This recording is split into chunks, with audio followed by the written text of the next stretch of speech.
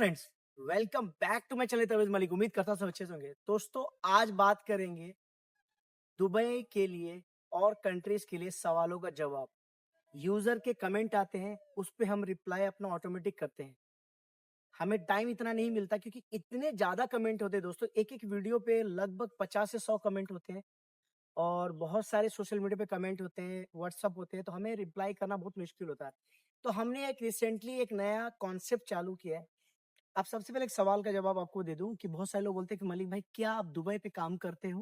क्या दुबई का काम करते हो? या दुबई के लिए काम करते हो? दुबई से काम करते हो? ये 4 सवाल का जवाब बहुत अलग अलग है। मैं दुबई से काम करता हूं क्योंकि दुबई में मैं रहता हूं। काम करने का मतलब क्या होता है? मेरा काम है कंसल्टेंसी असिस्टेंट करना। मैं कोई रिक्रूट एजेंसी नहीं हूँ। मैं कोई जॉब प्लेसमेंट सर्विस नहीं चलाता हूँ। एक माइंड को आप क्लियर समझ लो, मेरा काम ये नहीं है। सबसे पहला सवाल और पूछा है, चार्जेस क्यों नहीं बताते? इसे बता दो कि यूट्यूब का कम्युनिटी गाइडलाइन एक्सेप्ट ही नहीं देता है कि हम कोई वैल्यू को सामने बोल सके। रिज्यूमे और पासपोर्ट मांगने से पहले प्रोसेस कोड, रिफंड पॉलिसी और वीजा टाइप क्लियर होना जरूरी है।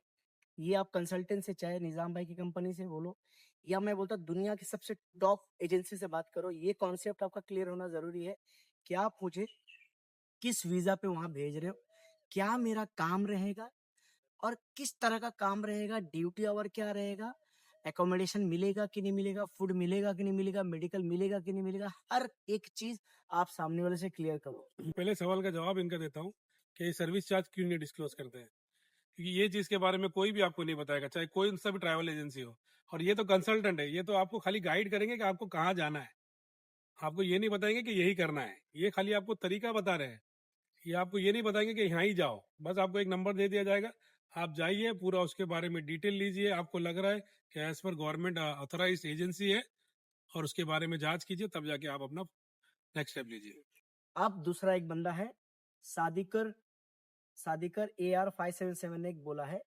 इसका सवाल का जवाब मैं भी दूंगा, साथ में भाई को बोलूंगा जोड़ने के लिए। विजिट वीजा पे दुबई बुला के अल्बेनिया बुला रहा है, ये सवाल उन्होंने पूछा है। ठीक है, अब ये बोलेंगे तो हाई रिस्क केस में आता है। कैसे? मैं जवाब देना चाहूंगा, बहुत ध्यान से सुनो। दुबई में विजिट वीजा पे जॉब करना ही लीगल नहीं है, ये इलीगल काउंटिंग में आता है। अब जैसे कि इस मैसेज में ये भी था कि मैं दुबई में, एजेंट बोल रहा है कि 7 दिन दुबई में रह के बाद में अल्बेनिया भेजेंगे, ये प्रोसेस प्रॉपर नहीं है।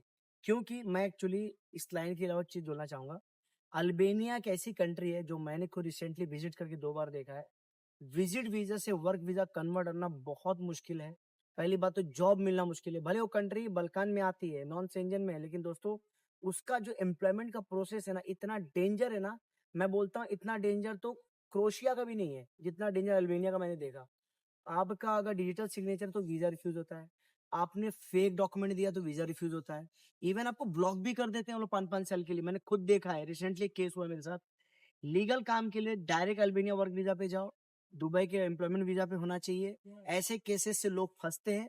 मैं रिकमेंड नहीं करता कि दुबई आके 7 दिन रह के अल्बेनिया जाओ। कोई भी रिकमेंड नहीं करेगा। ये तो क्या, ये तो डायरेक्ट फिशी लग रहा है ना। फिशिंग 7 दिन में आप एक बात बताओ, दुबई का वीजा नहीं आता जल्दी, तो तुम अल्बेनिया वीजा कैसे जाओगे बताओ? नहीं, दुबई में वो ले जाओ, होल्डिंग करके बोलते 7 दिन के बाद इधर भेज नहीं, दूंगा। कैसे होगा? 7 दिन में नहीं होगा, नॉट पॉसिबल ना। नहीं पॉसिबल नहीं, विजिट वीजा पे भेजेगा भाई, फिर मुझे पता ना। और विजिट विजिट वीजा। वीजा भी इतना इजी नहीं कि अल्बेनिया का कैंडिडेट को मिल जाए, हाँ। क्योंकि उसके भी बहुत सारे और प्रोटोकॉल्स यहाँ होते हैं। लाके फंसा देगा, बोलेगा भाई वीजा नहीं आ रहा है तो एक काम कर, तू इधर ही काम कर ले, है कि नहीं? क्योंकि नॉर्मल से नॉर्मल पीपल को भी एक प्रोटोकॉल होता है अल्बेनिया वीजा के लिए, और जो लेबर क्लास में आता है उनके पास प्रॉपर डॉक्यूमेंट्स नहीं होते हैं। क्वेश्चन नंबर 3, आप भी दुबई में काम करते? इस सवाल का जवाब मैंने दे दिया। एक यूजर है, उन्होंने पूछा है 16 घंटे काम करके 1000 सैलरी, उसमें भी 400 मेरा खर्चा होता है, 600 बचाता हूँ, क्यों लोगों को बेवकूफ बना रहे? देखिए, सबसे पहली बात उन्होंने तो क्लियर नहीं किया ना, 16 घंटे काम किस तरह से होता है। कहीं भी मैक्सिमम होटल के अंदर होता है 12 आवर्स ड्यूटी, और कभी कभी जब सीजन होता है, क्लाइंट ज्यादा होता है, तो you can not say that मैं रुकूंगा नहीं। और वो अगर ट्रैवल को भी कंसीडर कर रहा है उसके अंदर, जैसे 1 घंटा 2 घंटा ट्रैवल। इवन मैं बॉम्बे में काम करता था, मैं दुबई रहता था मीरा रोड में अप्रोक्सीमेटली, और मेरे को रिपोर्टिंग करना पड़ता कुलाबा में, और वहां तो ट्रेन इतना डिफिकल्ट है। यहाँ तो कैंडिडेट को एसी बस के अंदर बाकायदा कंफर्टेबल होके जाने में भी प्रॉब्लम है, और यहाँ पर इनको सारी फैसिलिटी मिलने के बाद भी ये बोलते हैं कि हम इतना घंटा काम कर रहे हैं। अरे एटलीस्ट आप यहाँ पर आए दुबई में 2 साल निकालो। ये दुबई में आप लोग सोचते हो कि 2 साल आपने स्पेंड किया, ये स्पेंड नहीं है, ये आप इन्वेस्टमेंट है। आने के बाद मेडिकल अनफिट हो गया तो ये जो कॉस्ट होता है वीजा का वो कौन बियर करता है? क्या होता है क्या, जो मेरे ख्याल से जो बड़ी बड़ी कंपनीज है उन लोग कंपनी HR सॉरी कैंडिडेट से चार्ज नहीं करती, क्योंकि उनको बाकायदा गवर्नमेंट की तरफ से ये ऑर्डर है, अगर कोई भी बंदा मेडिकली अनफिट होता है तो विद इन 10 डेज उसको बाकायदा इंडिया डिपोर्ट कर दिया जाए। सवाल है अपना झूमा जी का कि फर्स्ट टाइम वेस्ट बंगाल से बोल रहा हूँ, कितना पैसा लगेगा और टोटल प्रोसेस बताइए। सर देखिए, अभी हम लोग ने पहला सवाल वही कवर किया था, पैसे वाला। पैसे आप। मैं ये चीज़ के लिए डिस्कस नहीं कर सकता हूँ, क्योंकि मैंने आपको ये बोला, आपके चैनल के माध्यम से बोल रहा हूँ।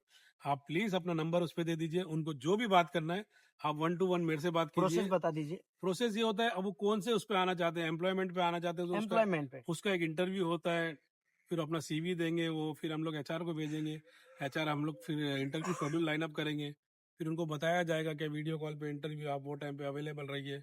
अगर इंटरव्यू होने के बाद अगर वो सेलेक्ट होता है तो उसके बाद में ऑफर मॉल भेजा जाता है, ऑफर लेटर, फिर एम्प्लॉयमेंट वीजा, फिर उसके बाद उनको टिकट करके आना होता है। वेमुला राजू साहब ने पूछा है, मेरी एज 47 है, क्या मैं भी आ सकता हूँ? हाँ देखो, दुबई आने के लिए किसी को मना ही नहीं है, चाहे आप 50 हो 55 हो, लेकिन ये जरूरी है कि आप करने के आ रहे हो, घूमने आ रहे हो तो नो डाउट, अगर आप काम के लिए आ रहे हो तो भी नो डाउट, लेकिन आप प्लीज अगर स्किल्ड है तो उसमें आपको जॉब मिलने के चांसेस ज्यादा है। तो ये कुछ सवाल जवाब थे, मुझे लगता है काफी कवर किया हमने इसमें, और इंशाल्लाह जैसे जैसे आगे आगे सवाल जवाब आएंगे उसको भी क्लियर करेंगे। पर दोस्तों एक ही चीज बोलूंगा, इन सारों सवालों में दो चीज मैंने गौर किया कि बंदा माइंड से खुद क्लियर नहीं है कि क्या करना है, बंदा खुद नहीं जानना चाहता है कि किस वीजा पे जाना है। इसके लिए दोस्तों वीडियोस को सही से देखो, सर्विसेज किससे लेना ये बड़ा इंपॉर्टेंट है। और कोई भी और सवाल, ये निजाम मैंने बोला है कि अगर मिस हो गया होगा तो कोई प्रॉब्लम नहीं है, आप कमेंट करना, फिर एक अच्छी वीडियो बनाएंगे। अगर आपको लगता है कि कोई चीज ये भूल गए, आप इनके बहुत सारे वीडियोस हैं, आप चेक कीजिए, जरूरी नहीं यही वीडियोस, आप और भी वीडियोस देखिए, उनको आपको इन्फॉर्मेटिव लगेगा। आप देखिए, खाली क्या होता है, 2 सेकंड लगता है हमको, खाली मोबाइल उठाए, टैप करे, कुछ भी बोल दिए, अरे ऐसा नहीं होता है। आप 1 सेकंड तो बोल देते हो, लेकिन आपको मालूम है सामने वाले पे कितना इफेक्ट पड़ता है आपके एक नेगेटिव कमेंट से। अगर हम लोग आपको अगर एक तुरंत अगर बोल देंगे क्या भाई आप ही गलत हो, तो आप कैसा फील करोगे? तो प्लीज दूसरे को बोलने से पहले आप पूरे चेक कीजिए, फिर उसके बाद में कोई भी कमेंट कीजिए। मुझे लगता है ये वीडियो काफी इंपॉर्टेंट थी, आप लोगों के लिए काफी चीजें कवर हुई है। जॉब असिस्टेंट का जॉब गाइडेंस के लिए कोई भी अगर है तो इस व्हाट्सएप पे कांटेक्ट करेगा। Thank you. Thank you.